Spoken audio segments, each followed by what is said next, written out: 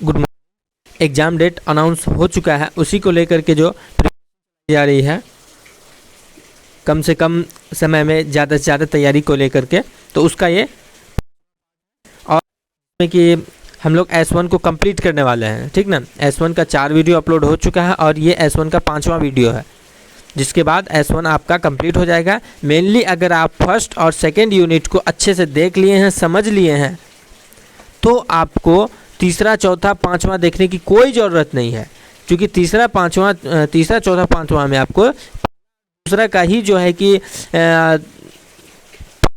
से अगर मान लेते हैं ये पहला दूसरा और तीसरा है, तो तीसरा चौथा ये है, थोड़ा सा यहाँ थोड़ा सा यहाँ थोड़ा सा यहाँ, बस ये रूप है।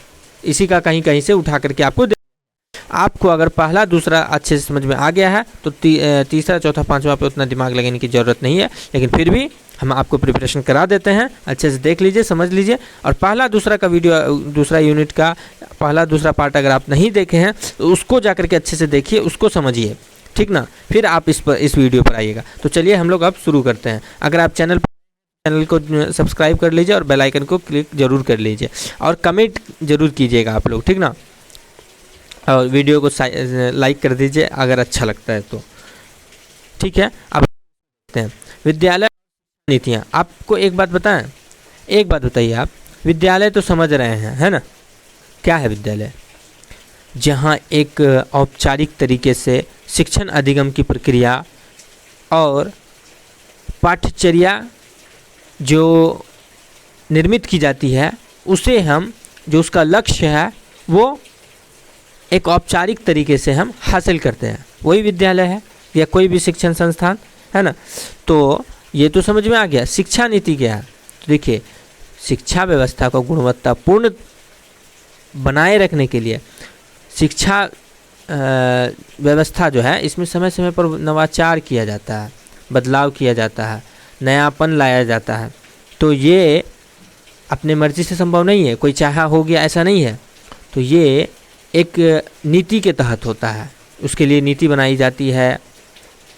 कैसे शिक्षा को हम बेहतर बना सकते हैं, प्रभावी बना सकते हैं, गुणवत्तापूर्ण बना सकते हैं, कैसे जो विकास है बच्चों का शिक्षा के मदद से वो सही हो, सही तरह से बच्चा जो है कि देश के लिए बन पाए, ये सब कैसे होगा?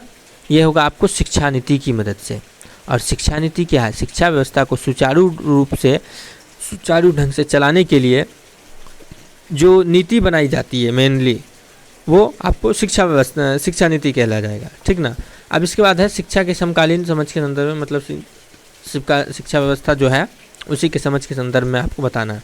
तो शिक्षा, विद्यालयी शिक्षा का विकास, ठीक ना, ऐतिहासिक एवं समकालीन नीतिगत के परिप्रेक्ष्य में। मतलब देखिए, विद्यालयी शिक्षा हम आपको यूनिट में इसको अच्छे से समझा चुके हैं। तो विद्यालयी जो शिक्षा है, इसका विकास कैसे हुआ, कैसे विद्यालय का स्वरूप, कैसे शिक्षा देने का, शिक्षा प्राप्त करने का स्वरूप बदला, ये ही आपको मेनली इसमें जानना है, जो कि हम पहला दूसरा यूनिट में अच्छे से समझा चुके हैं।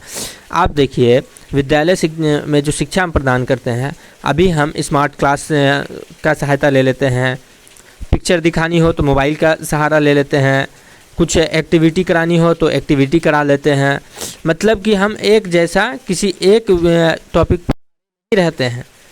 आदर्शवाद की जो अवधारणा थी, आपने आदर्शवाद अगर नहीं समझा है तो हम समझा चुके हैं, ठीक ना, पहला पार्ट में, पहला यूनिट में इस वीडियो का, ठीक ना। तो आदर्शवाद के तहत क्या होता था कि शिक्षक महत्वपूर्ण होता था और शिक्षक अपने अनुसार पढ़ाते थे, लेकिन अब नहीं है वैसा।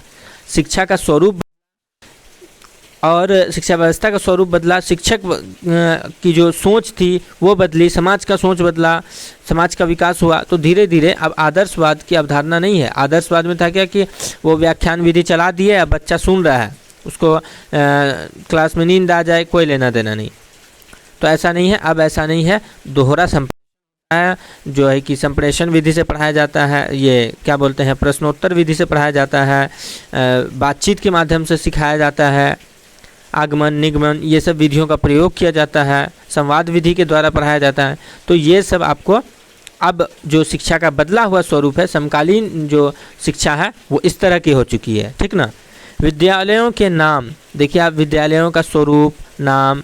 जैसे अभी एक बात देखिए, जैसे देखिए pre school, LKG, UKG, anganwadi, ये सब नाम सुनते हैं। अच्छा, एक बात ज़रा यहाँ पर ये सोचिए, ये मैंने खुद स्वयं सोचा है तो समझ में आया है मुझे, मैं आप लोगों के साथ शेयर करना चाह रहा हूँ। एक शिक्षक, एक व्याख्याता होता है और एक सेविका होती है ना, सेविका होती है, व्याख्या, ठीक ना, इससे को सेविका। आपने कभी जो शब्द है इस पर गौर किया है? यदि आप गौर कीजिएगा ना तो आपको एक नहीं बहुत सारा सवाल का जवाब मिलेगा। सीधा सीधा तो आपको S4 में ये चीज़ शायद होगा, तो आपको यदि आप इस चीज़ पर आपको बहुत सारा सवाल का जवाब मिलेगा और ये बहुत आपको हेल्प करेगा आपके सारे पेपर में। एक चीज़ देखिए, आंगनबाड़ी जो होता है वहाँ पर हम बच्चे को किस लिए भेजते हैं? कभी आपने सोचा है? हम बच्चे को पढ़ने के लिए नहीं भेजते हैं, ये बात याद रखिएगा। बच्चे को पढ़ाई के लिए तैयार किया जाए, बच्चे को समझा, बच्चे को उचित वातावरण दिया जाए, खुशी वाले माहौल में रखा जाए, मनोरंजन वाले माहौल में रखा जाए, तो वहाँ पर जो उसका देखभाल करेगा, जो उसे इस माहौल में शिक्षा समझाने की कोशिश करेगा, वो क्या कहला जाएगा? सेविका कहलाएगा। उसको पढ़ाना नहीं है, बच्चे की सेवा करनी है, बच्चों को समझाना है। इसलिए ना वहाँ पर बच्चों को जो है कि न्यूट्रिशन वाला जो कि फूड दिया जाता है, मिल्क दिया जाता है, चना दिया जाता है, ये सब अच्छे अच्छे जो है कि फूड्स दिए जाते हैं। इसके बाद आता है शिक्षक। एक चीज़ याद रखिएगा, सबसे बड़ा और वृहत रूप अगर किसी का है तो वो शिक्षक है। एक शिक्षक माता पिता है, भाई बहन है, दोस्त है, इसके बाद करीबी दोस्त है, और जो समझ लीजिए कि सहपाठी है, चूँकि साथ में पढ़ता है, शिक्षा सीखता है, तो शिक्षक का, और एक मेंटर की तरह है, काउंसलर की तरह है। तो एक शिक्षक का रूप इतना बड़ा है कि वो बच्चों के साथ उसके दोस्त की तरह रहेगा, उसे उसकी समस्याओं के समाधान में उसका सहयोग करेगा, उसके प्रॉब्लम को जानेगा, सुनेगा, समझेगा, घर में किस तरह से वो जूझ करके आ रहा है। बच्चों को हो सकता है किसी समाज में ऐसा है कि घर से वो प्रताड़ित हो रहा है, तो शिक्षक के और यहाँ शिक्षक उससे रूडली बिहेव करते हैं, तो शिक्षक से भी वो बात नहीं कर पाएगा, जिसके कारण जो है कि उसका मेंटल डेवलपमेंट, मेंटल हेल्थ बिगड़ता जाएगा। तो शिक्षक को ऐसा नहीं होना, शिक्षक को नॉर्मल रहना है, सामान्य व्यवहार करना है, और अपने व्यवहार को, जो रवैया है, उसको ज़्यादा से ज़्यादा नर्म रखना है ना। तो आपने देखा शिक्षक का स्वरूप कितना वृहत है, कितना एक शिक्षक क्या कर सकता है, आपको इन सारी बातों से पता लग गया होगा। आप जो बनने वाले, आप जो भविष्य में होने वाले हैं, ये कोई छोटी मोटी चीज़ नहीं है, समझ रहे हैं ना। एक शिक्षक का स्वरूप कितना बड़ा है, इसलिए बोलता है कि शिक्षक राष्ट्र का निर्माता है। वो बच्चों को जिस तरह से समझाएगा, सिखाएगा, बच्चों के साथ अपना समय व्यतीत करेगा, बच्चों में जो विकास है ना, हर क्षेत्र का विकास बच्चे का, वो अगर शिक्षक चाह ले तो गुणवत्तापूर्ण ढंग से हो सकता है, हो जाएगा। और इसके बाद होता है व्याख्याता। व्याख्याता जो है कि समझ लीजिए ये आपके लाइफ में कोई सहयोग नहीं करेगा, ठीक ना। आपके शिक्षण अधिगम की प्रक्रिया में आपको सहयोग कर सकता है। आपको बहुत बड़ा सिलेबस है, उसको कम समय में अगर सिखाना है तो ये जो है कि आपको क्या बोलते हैं, व्याख्याता आपको मदद करेगा। और जल्द से जल्द वो है कि आपको अगर 3 दिन लग रहा है पढ़ने में, तो उसको वो व्याख्यान विधि से 1 दिन में आपको ख़त्म करके समझा देगा, ठीक ना। तो यही होता है व्याख्याता। व्याख्याता आपकी जो पर्सनल लाइफ है उस पर हेल्प नहीं करेगा, ठीक ना। हम लोग यहीं पर थे।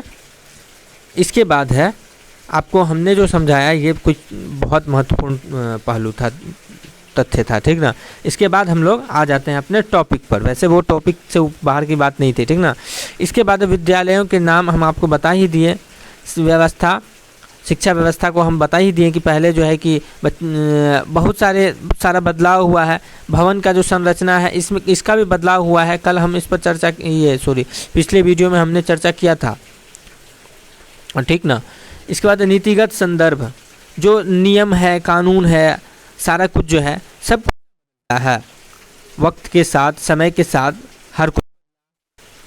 पहले विद्यालय का एक समय था कि आपको आना है इस समय में, लेकिन अब क्या है, प्रेरक प्रसंग है, बच्चों में जो समाचार वाचन हो जाता है ना, तो इस तरह से बच्चे दुनिया से रूबरू होते रहते हैं।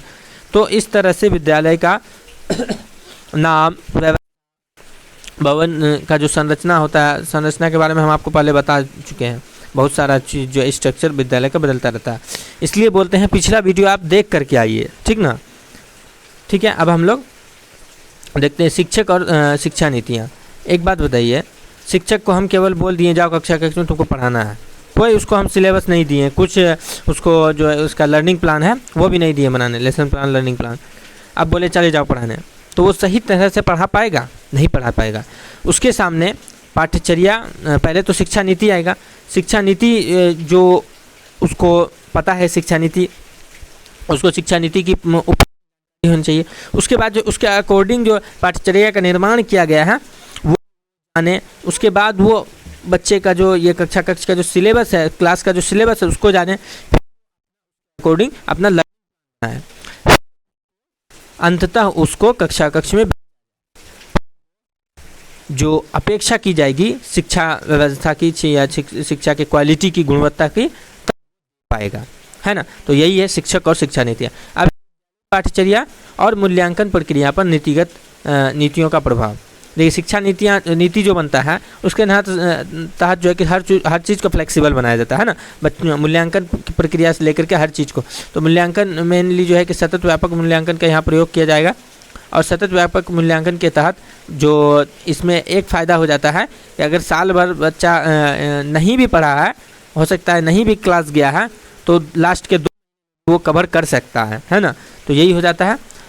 मतलब ये है कि फ्लेक्सिबल बनाया गया, लचीला बनाया गया है किसको, मूल्यांकन की प्रक्रिया को, वक्त के साथ साथ सब, है ना। पहले ऐसा नहीं था, पहले आप एक बार जो आप दे दिए मूल्यांकन, आपको बस वही हो गया, वहीं आपका पता चल गया कि आप क्या कर सकते हैं। तो लेकिन ऐसा होना नहीं चाहिए, इसलिए बदला है स्वरूप मूल्यांकन प्रक्रिया का भी। और जो है कि विद्यालय पाठ्यचर्या, अब आप एक चीज़ समझ लीजिए ज़रा, पाठ्यचर्या और पाठ्यक्रम में अंतर आपको पूछेगा, ये आ सकता है। पाठ्यचर्या देखिए क्या है, पाठ्यचर्या एक वृहत रूप के अंतर्गत हम लोग शिक्षा के लक्ष्य को, है ना, ये जो है एक अवधारणा है ना, जिसके अंतर्गत हम लोग शिक्षा के लक्ष्यों को, और इसके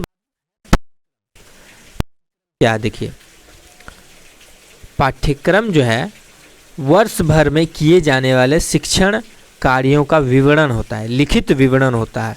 यही आपको पाठ्यक्रम कहला जाता है। और आपको पाठ्यचर्या का तो हम बता ही दिए। पाठ्यचर्या को इस तरह से समझिए, पाठ्यचर्या यह एक अवधारणा है, सीधी सी बात, यह एक अवधारणा है जिसके अंतर्गत हम शिक्षाओं को प्राप्त करते हैं। पाठ्यक्रम इसी के अंतर्गत निहित है ना। अब उम्मीद है आपको पाठ्यचर्या, पाठ्यक्रम और जो S1 है आपका वो टोटल कंप्लीट हो गया होगा। आप अच्छे से देख लीजिए, समझ में आ जाएगा। नहीं आता है समझ में, आप दोबारा वीडियो को देखिए, 3 बार देखिए अच्छे से, लेकिन समझ लीजिए। मिलते हैं नेक्स्ट वीडियो में। अगर आप अभी तक बने हुए हैं तो चैनल को सब्सक्राइब कीजिए, और मिलते हैं फिर नेक्स्ट वीडियो में S2 के साथ। ठीक है, बहुत बहुत शुक्रिया।